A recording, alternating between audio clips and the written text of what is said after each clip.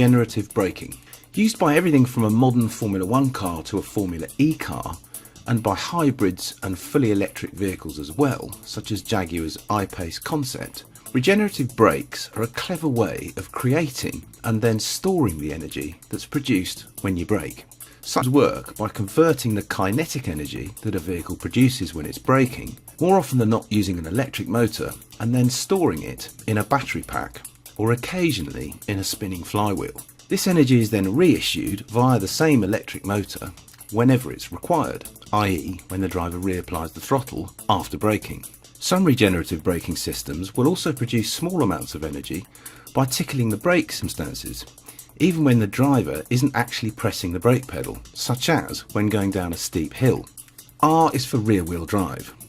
Once upon a time, all Jaguars were rear-wheel drive, but nowadays all Jaguar Land Rovers are available in four-wheel drive in certain markets. In theory though, rear-wheel drive is still the more pure format to have, be that in a front-engine car or even a mid or rear-engine one, because by not having any drive through the front wheels, the steering system remains unaffected by the throttle and is therefore clearer in its response.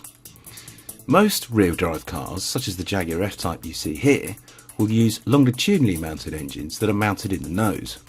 Power is then sent to the rear wheels from the engine's crankshaft via a prop shaft, which then connects to a differential at the rear axle and then eventually to the drive shafts. All mid or rear engine cars are either rear or four-wheel drive. The idea of a mid-engined front-wheel drive car would, after all, seem like the answer to a question no one has ever bothered to ask. And finally, R is for the letter R.